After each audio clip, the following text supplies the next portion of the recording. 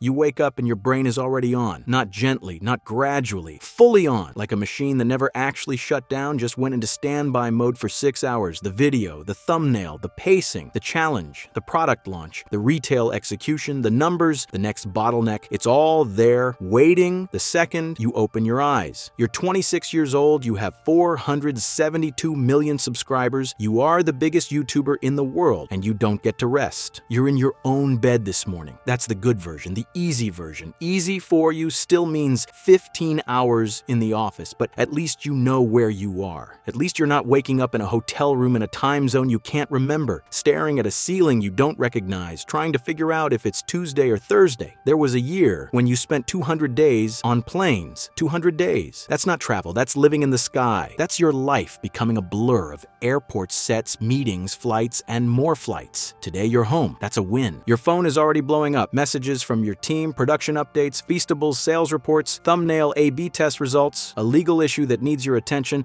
a philanthropy decision, an email from the Step Acquisition team. You have 500 people working across your companies. That's not a YouTube channel anymore. That's a corporation, and you're the CEO, the creative director, the lead performer, and the guy who personally checks if the chocolate bars are broken on Walmart shelves, because if you don't check, who will? You get up. You don't have a morning routine. You have a launch sequence. Coffee maybe. Shower, definitely. Then straight into the office. The office is in your house because separating work and life stopped being possible years ago. You're not clocking in. You're just continuing. The work never stops. It just pauses while you sleep, and even that's not guaranteed. Your first meeting is about the next main channel video. You've been planning it for weeks. The budget is 7 figures. The set is being built in another state. The crew is 50 people. The shoot is in 3 days. But there's a problem. There's always a problem. The permits aren't finalized. The main challenge element isn't testing well. The pacing in the script feels off. You sit in a room with your team and you solve it, not because you're a genius, because you've been doing this since you were 11 years old and you've made so many videos that you can feel when something's wrong before anyone else sees it. Someone asks if you want to push the shoot back a week. You say no. Pushing means delays. Delays mean the video drops later. Later means you lose momentum. Momentum is everything. You've built your entire career on the idea that the next video has to be bigger, better, harder to ignore than the last one. If you slow down, someone else speeds up, and you didn't get here by slowing down. By mid-morning, you're in your company's meeting, your chocolate company. The brand is doing well, really well. It's in thousands of stores. It's making serious revenue, but doing well isn't enough. You pull up sales data. You look at regional breakdowns. You ask questions about packaging, placement, breakage rates. Someone mentions that a batch of bars arrived damaged at a Walmart in Ohio. You make a note. Later tonight, you'll probably send someone to that Walmart to buy the damaged bars and figure out what went wrong, because a broken chocolate bar on a shelf isn't just a QA issue. It's your reputation sitting there, cracked, next to the competitors who got it right. Lunch is something fast. Maybe a protein bar, maybe nothing. You don't really eat for pleasure anymore. You eat for function. Afternoon is philanthropy. Your nonprofit, the one that's given out over 20 million meals, the one that's built wells, funded surgeries, housed families. People think it's a side project. It's not. It's a core part of the machine. Every dollar from the philanthropy channel, every dollar from the merch goes back into the work. You're in a meeting about the next campaign, clean water access in East Africa. The logistics are complicated. The budget is massive, but it's not about the budget. It's about the impact. You've said before that you want to cure blindness, end hunger, solve problems that governments can't or won't fix. People think that's hyperbole. You're serious, deadly serious. Then there's a problem. One of your videos is getting heat online. Someone's claiming the challenge was unfair. Someone else is saying a contestant was mistreated. The comments are blowing up. Twitter is calling you out. You've been here before. Criticism comes with the scale. When you're the biggest, you're also the biggest target. Your PR team is drafting a response. You read it, you rewrite it, you send it. You know it won't satisfy everyone. Nothing ever does, but you can't let it spiral. You've learned that the hard way. By late afternoon, you're on a call about your show, the show you made for Amazon, the biggest unscripted show in Prime Video's history. It got renewed. It also got sued. Contestants claiming mistreatment, allegations of unsafe conditions. You're not on trial, but it feels like you are, because everything you do now happens at a scale where mistakes become lawsuits, where accidents become headlines, where success and controversy are the same thing. You listen to the lawyers, you take notes, you approve a statement, then you move on, because dwelling doesn't help. The next thing is already waiting. Evening is when the exhaustion hits. You've been awake for 14 hours. You've been in meetings for 10 of them. You feel like shit, but there's still work. You review thumbnail options for the next video. A/B testing shows one is performing 3% better. 3% doesn't sound like much, but But when you have 472 million subscribers, 3% is millions of views. Millions of views is the difference between a video that pops and a video that flops. So you obsess over the 3%. You check your bank account. It's not something you do often, but tonight you're curious. The balance is under $1 million.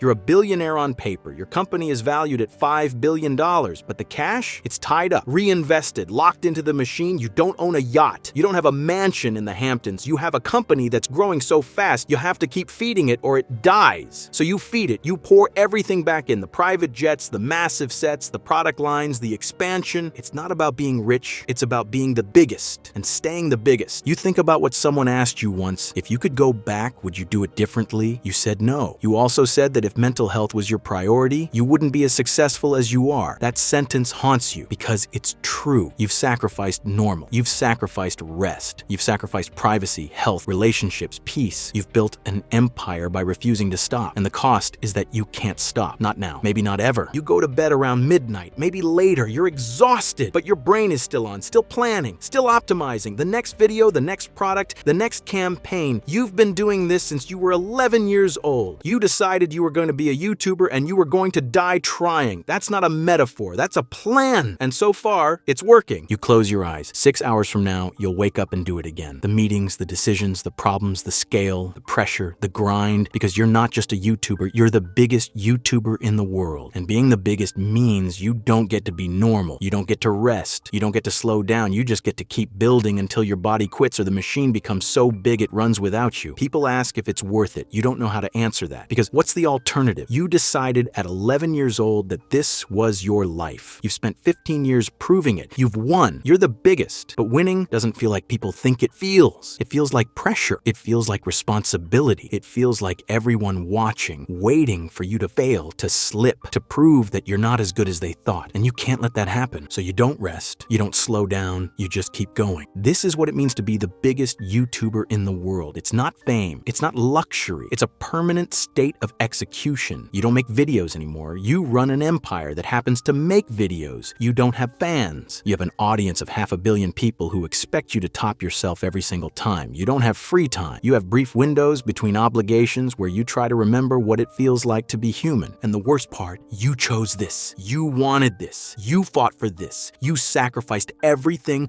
for this. And now that you have it, you can't let go. Because letting go means someone else takes it. And you didn't eat trash, didn't destroy your health, didn't give up your 20s, didn't build a machine this big just to hand it to someone else. So you wake up every morning and you do it again. The meetings, the videos, the products, the philanthropy, the scale, the grind. You do it because stopping isn't an option. You do it because this is who you are now, not a person, a brand, a machine, the biggest YouTuber in the world. And you're gonna stay the biggest until your body gives out or the algorithm moves on, whichever comes first.